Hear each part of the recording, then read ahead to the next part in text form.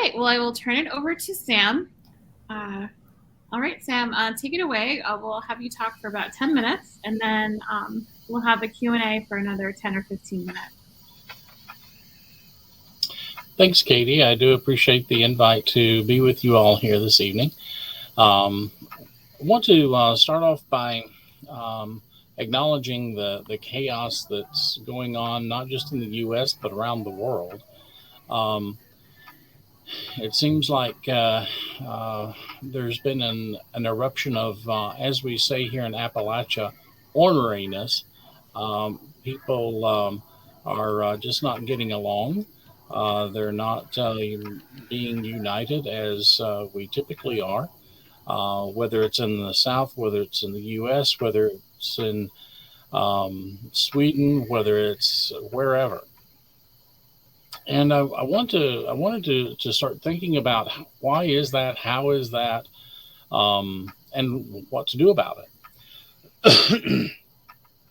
It seems that, and my comments are going to be based on what I'm seeing here in the United States, and that is that we're having a diversion from unity. And why is that? In the history of the United States, we really did have a common sense of purpose. And when we look at that in a much larger scale, those can be called morals, where we have a shared sense of standards that are generally accepted by everyone. And it's the prevailing standards, basically, of behavior that enable people to live together cooperatively in groups, whether it's in the United States, whether it's in Appalachia, whether it's in Tennessee, wherever. And these morals many times may or may not be written down. But it's what society sanctions as right or acceptable kinds of behaviors. It's kind of an accepted custom or of conduct, and many times these kinds of morals, they're specific to a moment in time. And while in relation to the rest of the world, the U.S. is fairly young. Our morals are continuing to evolve, just like the morals have been evolving across the entire planet. But the principles that guide individual conduct within a society is what we're talking about. And it helps to define the standards of behavior that we use to judge right versus wrong. Now, there are some other terms that we come to use to talk about those sorts of things. And one of those is that to talk about morals, many times we have to talk about individual values. And the values are the foundation of what a person's ability to judge right and wrong comes from. It comes from their life experience. It comes from their opinions about various things. So we have values that are kind of the subsets. But if we look on a societal scale, not necessarily an individual scale, but on a societal scale, we have mores, M-O-R-E-S, mores. These are morals on a group or on a societal level. And some of the moral mores that we tend to espouse are such things as it's important to tell the truth. It's important to keep promises. It's important to be dependable. Now, again, these may not be written down. They're kind of assumed, but we're taught these vicariously through our social interactions with parents, with teachers, with their family members, those sorts of things. Or maybe even through religion.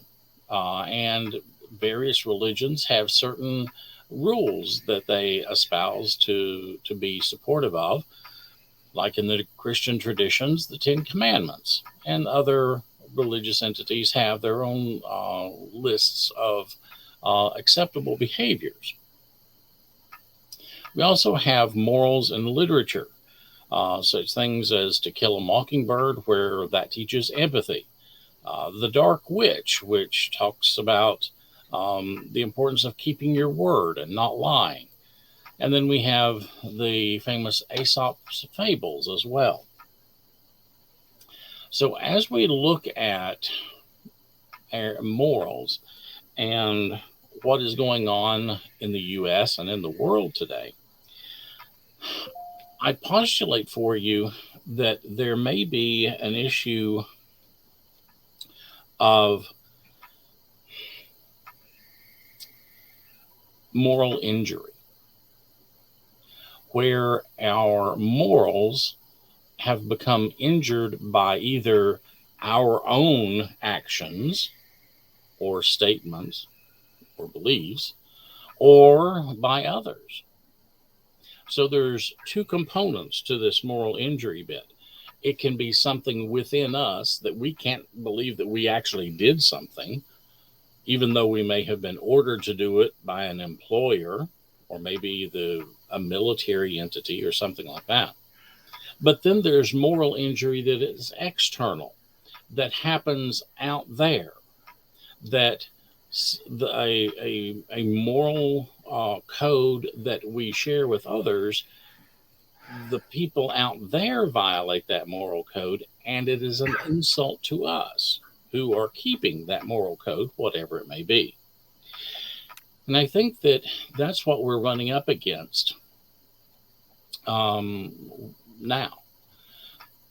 So the concept of moral injury is going to be important to consider, as well as a related concept, and that is moral abandonment, where a group of people may actually abandon a moral virtue, if you will, that they didn't send out a memo to the rest of us that they were going to be omitting.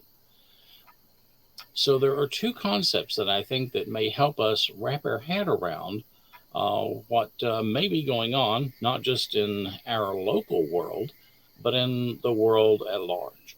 So I give you the concepts of moral injury and also moral abandonment.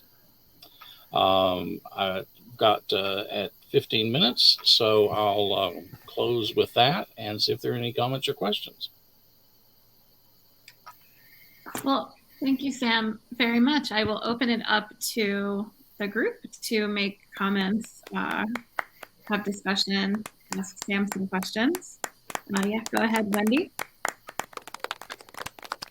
Thank you, Sam. That was very thought-provoking.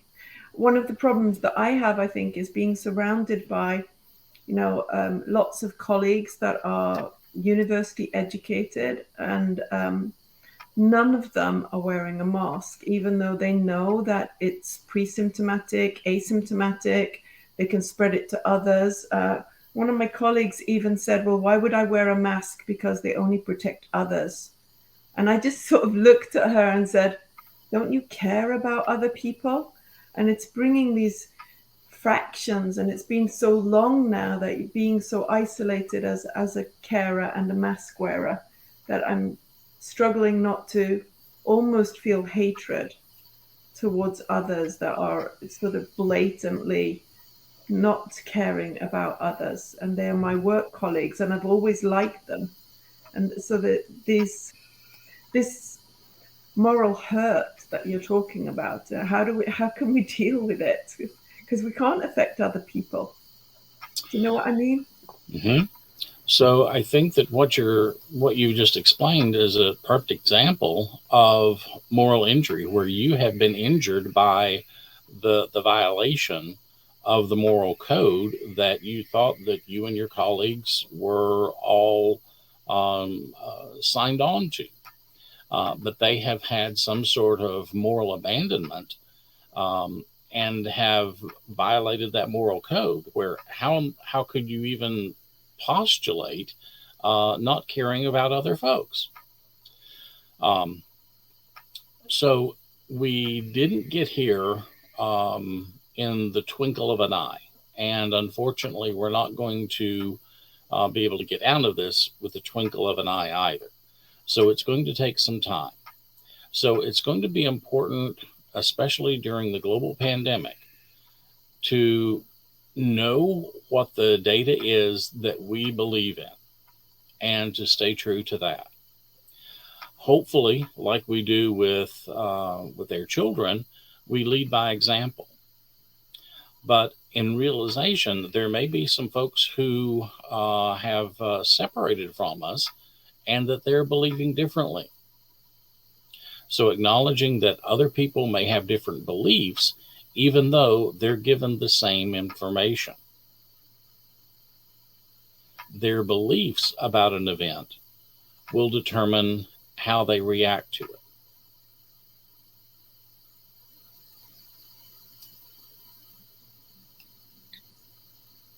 Thank you. Thank you. Others?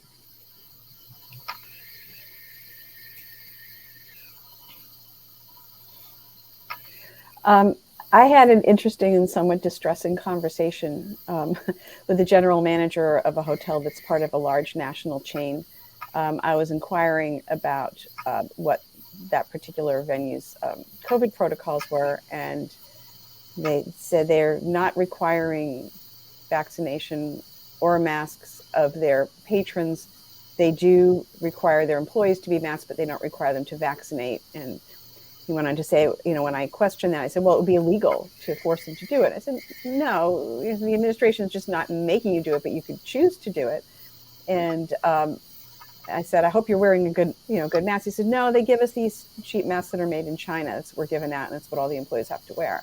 He said, how can I justify wearing a better mask than what's available to the employees? And I challenged him a little bit, and I said, well, why, knowing that a better mask would be better protective, why wouldn't you advocate for that for your people? And he didn't really have a good answer for that. But I think I felt like I gave him something to think about. But I just felt that he had a certain amount of distrust, and he felt he had to toe the corporate party line, and that he was aware that he and the people underneath him were being improperly protected. It truly is amazing how people will acquiesce to their employer, and it brings up another layer of the conversation, and that is how did we get here? And for many years, we really valued human existence to the extent that we really embraced healthcare. That healthcare was something that everyone should have and everyone should appreciate. But then, just as times change, some of the focus changes. And the focus has changed from a health kinds of focus to more of a financial or prosperity kind of focus.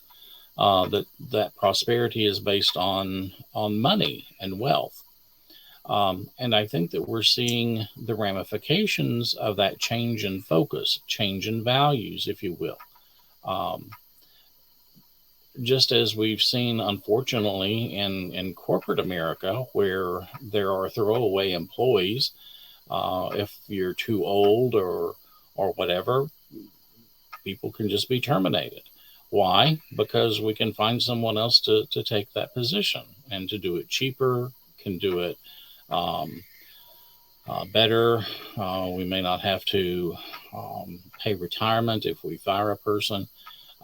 those sorts of things to help the corporate entity financially. So there's been a bit of a shift from the employee focus to the corporate financial focus.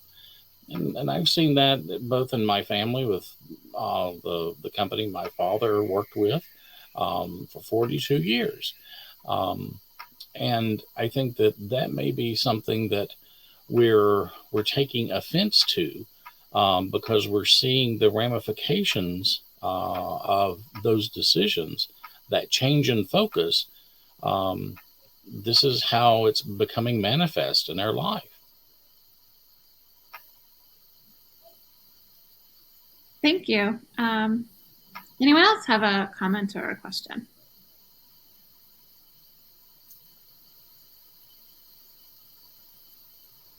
A pep talk for us then, Sam, to how we can relay these negative thoughts into positive? Yeah, I think it's going to be important for folks to continue to be true to themselves. The folks that are involved here are definitely focused on the concerns of others, that we see ourselves as a global citizen, but we need to continue to be true to ourselves and be true to our convictions, be true to our values, and help to hopefully be an example to others, to show that everything is not financially based, that there can be positives in life that are not necessarily based on a bank account. So I would just encourage folks to continue being you, continue espousing the values and the morals that you have, regardless of what the government does, regardless of what local government does, regardless of what employers do, regardless of what maybe even your biological family members do. Continue to be true to yourself, because once we step over that line and we violate our own morals and our own values, that's when we can really start getting into some pathological areas such as guilt, depression, those sorts of things. And even though we may be sad about other folks having abandoned us and the morals that we've shared, at least that's out there. It's not inside us. When we're able to maintain our own truth and our own sense of integrity, then we can continue moving forward with the folks that share those same morals and values.